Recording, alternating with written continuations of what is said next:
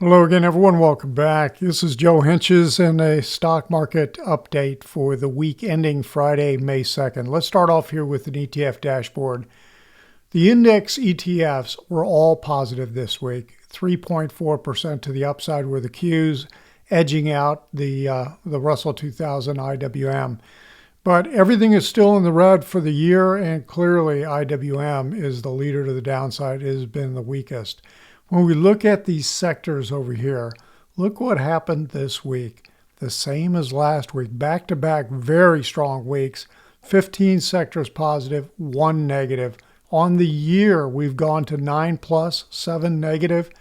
That's really, really interesting. So we're now over 50% positive on the year, and this was struggling to get above 3 out of 16 positive, okay? So all of a sudden, we've got a little bit of a flip going on. The strongest sector here was the industrials, XLI, up 4.3%. Energy, the only one in the red at down 0.5%. They just keep struggling. Well, I mean, WTI is in the tank down like 18% on the year. Okay, so for the year, though, over here in the sectors, retail continues to be the weakest sector. Semis, right there with it, and so is consumer discretionary. But utilities, the strongest sector, up 5.4%. Okay, let's take a look, starting off here with the Dow Diamonds. Okay, the Dow Diamonds. The Dow Diamonds were up 562 on Friday. So interesting, we got a tight little range on Friday. The range was $3.54 from high to low, and it is the tightest range since March 25th, and you're going to see this same thing happening in the other major indices. So, we're rallying back up. It's been up several days in a row. Let's take a look at the weekly view, up $12.02. It's closing above the 10-week moving average, closing above the high of the last 3 weeks. So, those are positives without a doubt. Let's take a look at the Elliott Wave picture that I've got on the Dow. Let me just go over here to the weekly to start. So this picture right here, I think we're in intermediate wave 3 coming off the low from the COVID crash that we had in March of 2020. So right now I am looking at this as a fourth wave, a sharp pullback, because I believe we had a sideways wave 2 for minor wave 2. So the only alternate I can think to this is that maybe intermediate wave 3 ended at the high in January, but I really, really struggle with that to be 5 impulse waves up in here. Now, so right now, that's why I'm staying with the count that I've got, and so let's just go back. Let's take a look quickly at the daily. So right now we've got 3 waves back. I do think that the C wave ended, especially when I look intraday and go to close only. It was pretty clear that the C wave ended on the April 8th low that happened in here. So now we're starting off. I've got it labeled 1, 2, and we'll see how this plays out and how deep and how fast it goes. Okay, let's go back to the moving average view. Let's take a look at the SPY. So here's the SPY, and I know it's blending in with the candles, blending in with the vertical line I've got in here. Up $8.29 on the day.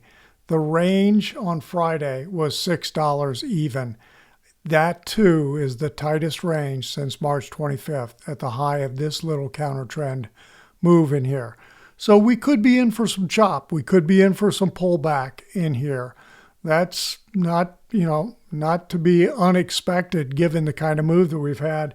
We've been up 9 days in a row on the S&P 500. So on a weekly basis, closing above the highs of the last 3 weeks, just like the Dow, closing above the 10-week moving average. Okay, so that picture really hasn't changed, except it continues to look like it's turning to the upside. Let's take a look at the Qs. On Friday, the Qs up $7.15, and it too was the tightest range, 608, tightest range since back over here, that real tiny little candle. The range on this one was 320, and that was March 25th. And I've gone through, I've double checked. I mean, even right here, 623. Friday was 608. So yeah, it's the smallest range that we've had. This is 639. Smallest range we've had since March 25th. So we're definitely getting compression. Okay. It's, some people call it coiling. I just, think of expansion and compression. Okay. And so the Qs, even stronger in the move, closing above 4-week highs. And again, above the 4-week moving average. So we'll see, again, just like the others, how long this is going to continue to push. Let's take a look at IWM. Now, I talked about the Elliott Wave picture in IWM last week. This week, $4.41 to the upside on Friday, gapped up and just kept pushing all day long. And it closed very similar to the Dow and the S&P in terms of above 3-week highs and above the 10-week moving average here on IWM. So there's no change in the picture here. I'm looking at this. I mean, if you just look at retracement, and let me think. Let's look at, do right here. Just look at the retracement. And so we're right at a 50% retracement at the highs on Friday. And, 61.8% starts to put you up in the category of this prior little counter trend high at 208. So, yeah, it's going to be interesting to see where does this run out of steam. And as I talked about last week, I mean, I believe we're in a counter trend wave 2. And, there's no rule that says it can only go 50%. I mean, it can go deep. So we'll see where it goes. I wouldn't be surprised to see it start to run in resistance up here at 208. Okay, let me go back and get rid of that for the moment. That is the picture on the index ETFs. Let's take a look at a couple of indicators. Okay, I'm going to start off here with the percent of stocks above their 50-day moving average in the S&P 500. Look at this move. Not only has it flipped to the upside, but we're back above the 50% level. We're sitting at 50.9, almost 55% at the close. And it's really interesting. We break and close above the 60% level. That was what occurred at the January, February highs, basically the highs for the year. We close above that level. I think it's a strong indication that the market is wanting to push higher. We'll see what happens in here. Now, the other one that I'm watching closely is the percent of stocks above the 200-day moving average. I need to get that out of the red line. Okay, so we've come from being down below 20%, 30%, 20%, and now here we are turning. Now, not quite as excited about this just yet, but I am watching this really closely because I've looked at some history and not ready to say we're out of the woods, based on this indicator. But if we get above 50%, watch out. Okay, so I think we're getting close. Of course, the other one I just talked about with the 50-day looking and acting very bullish. Okay, semiconductors. Let's look at the semis. So this Philadelphia Semiconductor Index, the SOX, it was up $5.22 this last week, closing above the 10-week moving average. So is SMH, closing above the 10-week moving average, up 706. Now, this was a lot weaker sooner. You could see how we rolled over much sooner back here in January versus, what was happening with SMH. And it got well below the August lows, whereas SMH struggled for that to happen. So right now, I'd have to say SMH is acting a little stronger than the SOX index. And let me go back over here and go to, let's see, where do I want to go to the daily view on this. Because, when you look at the low that occurred on April 7th, and then we got that big, high that shows up on all of the, stocks and indices, whatever, with the April 9th surge to the upside. Well, you'd almost have to say that it looks like it tried to do a retest with the move back down on April 21st, but didn't get down there on a closing basis. Got in the neighborhood, but didn't quite get down there. And then we come back up, and now with the close on Friday, closing above that high, I'd say closing above that April 9th high is a strong indication that this thing wants to turn to the upside. Now, we're getting the same kind of, compression. I don't know if it's the most compressed on this. I haven't looked since March 25th. But again, I think we're trending to the upside. We'll see how long does this take to start to punch and get above that March 25th, 24th here in this case, above the March 24th high, and start surging back up to the highs that occurred earlier in the year. We've got a lot of work to do, but it's trending in the right direction. Let's put it that way.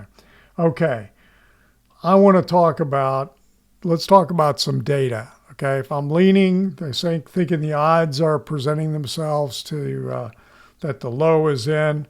Let's start off here with some data that some of the guys have been putting out there. Seth Golden, the S&P 500. Now, he put this out on Thursday evening, okay, at 7:54 p.m. Thursday evening. I was looking to make sure I had that date right. So the S&P has retraced 50% of the bear move to the downside. Since 1956, it went on to new all-time highs and higher 12 months forward 100% of the year. And he's talking 12 months out. There was one time where it was not, something about 22, and he mentions that right here with Jackson Hole, more pain to come. So he's saying the only time the low was not in. So anyway, somewhat bullish type perspective based on just this indication. Okay.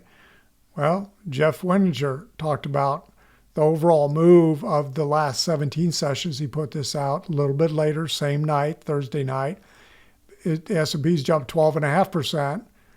And he's basically saying for most investors, the instinct is to sell, take profits, wait for a better entry point, but history says to ignore that instinct. So again, the overall tendency, he's showing a lot of green, a lot of numbers out there. And again, he talks about the data in here, how many sessions out. Okay, so another instance where they're kind of painting a little bit more bullish picture. Ryan Dietrich, one of the reasons we said the lows were in, and he put this out Friday morning before the market opened, we now have new highs in the S&P advanced decline line. Another clue the worst is over. So basically what he's saying is the advanced decline line did not mirror, the internals did not mirror the damage that the price action was reflecting. Okay, a strong indication that that low was going to be the low and we were to come off that low. So kind of interesting. And then after the market closed on Friday, Jeffrey Hirsch put out and said the first 9-day winning streak in the S&P since November of 2004. It's gained 10.25% during the current streak, largest gain of any 9-day or longer streak since 1930. Now, the performance after past streaks are mixed, and he shows all the data. So if you want to look at the data, dive in and take a look at it. Now, that's the data. That's what guys are putting out there. I think it kind of paints a pretty strong picture. And let me go back. Let's just pull up a SPY in here. Okay. Paints a pretty strong picture that this low is most likely in. And I'm talking about an intermediate low for this bull move that I'd think is not done. Okay, and again, ignoring the Russell 2000, which seems to be in a different world of its own. Okay, now, what about sentiment? Let's take a look at some sentiment. The AAII bears is now at 59.3%. I think that's the American Association of Individual Investors. The bears 10-week moving average at 58%, a record high. a record high. Relentless bearish sentiment. He put that out Thursday morning, okay? And then we get on Saturday, today, Macro Charts puts out the cover from Barron's. Where did the bulls go? The percentage of bears in our latest big money poll is the largest in almost 30 years. The most bears in 30 years by the big money? Well, we'll see.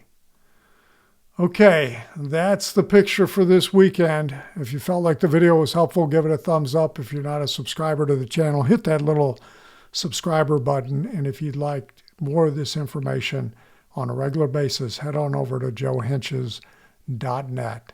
Everyone have a great week. We'll talk to you on the next video.